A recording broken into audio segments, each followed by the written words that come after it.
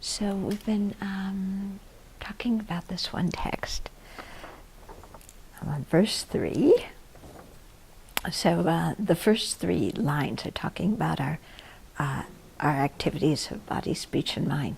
So keeping the body humble and at peace, speaking neither unpleasantly nor deceptively, and keeping the mind absorbed in the spiritually beneficial. So that's what to do with our body, speech, and mind. So in the last few days I've been going back and forth, not just talking about them in sequence, but kind of mixing them up. So I intend to follow through with that today. But today it's mostly about keeping the mind on what's spiritually beneficial. So there's, which means keeping good ethical conduct, because ethical conduct is the root of all success on our spiritual practice, and it's also the root of having a happy life, this life.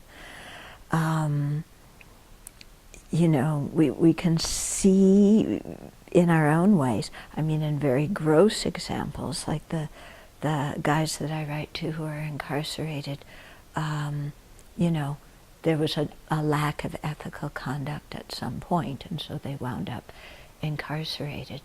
But not everybody who breaks ethical conduct gets incarcerated, but we all experience bad results one way or another. Yeah, in that it really damages our relationships and it damages our own self-respect. So when I look, you know, like what brings about this lack of ethical conduct, it's kind of a thought comes in our mind, and then without pausing to discriminate what are the effects of acting on this thought, what are the effects of my actions, without that stopping to discern it, the thought came in the mind and it gets acted out immediately through our body and speech. Okay? So that lack of actually pausing and saying, what are the effects of my actions? You know, that lack there is what puts us completely under the influence of our mental afflictions. And it is what makes us really so confused and ignorant, because we don't know what's virtuous and what's non-virtuous. And we're not thinking about the results of our actions, and so then when things happen and we don't like the results, instead of realizing the results came from how we acted, we blame other people.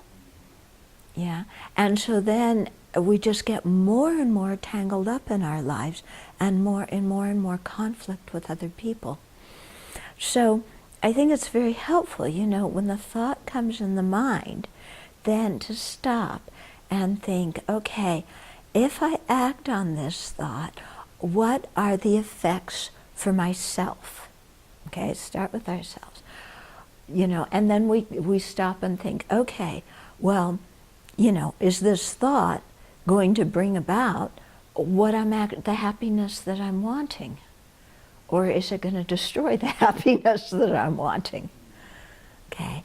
So first of all, to see the actual results in terms of our getting the happiness that we're seeking or not.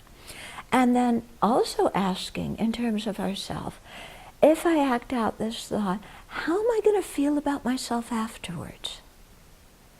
You know, because sometimes, you know, there's a thought that comes in the mind of, well, let's just do this and nobody'll know, but I'll get some kind of happiness, and it's not a really ethical action, but our mind is justifying it by nobody'll know, it won't influence anybody else, so therefore it's okay to do. It's my life, it's my business, I'm going to make my own choice. But the thing is, how do we feel about ourselves after we do that action? You know, nobody may know, but we're the ones who have to live with ourselves. And so what happens to our sense of integrity if we act in a certain way? What happens to our self-respect if we act in a certain way that contradicts our own values and principles, that contradicts our precepts and what we have promised, to do or not do? Okay? So checking out, pausing and saying, okay, what's the effect on myself in terms of getting happiness, in terms of how I feel about myself, those two things. And then what's the effect on other people? I do this action, is it going to be something that inspires other people, or is it going to be something that makes them confused? And especially if we're a spiritual practitioner, if I do a certain action, what are people going to think of somebody who's a supposed spiritual practitioner acting in that way? Now some actions they'll find very inspiring. Wow, look what this person did. It's so inspiring. Other actions, we're going to destroy people's faith because they're going to get really confused. Like, wait a minute, I thought this person isn't supposed to be acting like this. What are they doing acting like this? Okay? And this is the kind of thing that has happened a lot, with the scandals with the Catholic clergy, and the confusion that it's caused in the minds of the lay people, saying, but wait a minute, didn't these people have certain precepts? Wait a minute, aren't they thinking about the, love and compassion? Wait a minute, aren't they, trying to keep ethical conduct? So, even we're not Catholic clergy, it doesn't matter. This whole thing still applies to us too, because we can, through our actions, either inspire people or destroy their faith. Yeah, and that's one way of influencing them that's very heavy, because if we destroy their faith spiritually, that's much more damaging than just hurting their feelings. Sometimes we can say, well, what's the effect of my action on somebody else? Well, their feelings are going to get hurt, or, whatever it is, they'll be offended. That actually is not such a major thing of a damage of doing. It's not, we don't want to do that deliberately, to deliberately harm anybody. But the thing that's really damaging is when we destroy people's faith, when they have a certain expectation of, how we would be acting, and then we completely blow that to the wind. Okay. Now, this doesn't mean that we have to be perfect. We're clearly not perfect. That's why we say when we receive the offering, the food offerings people make, although we are not perfect, we will do our best to be worthy of your offering. So, people shouldn't expect us to be perfect. Yeah, because anyway, I don't know what perfect means. But,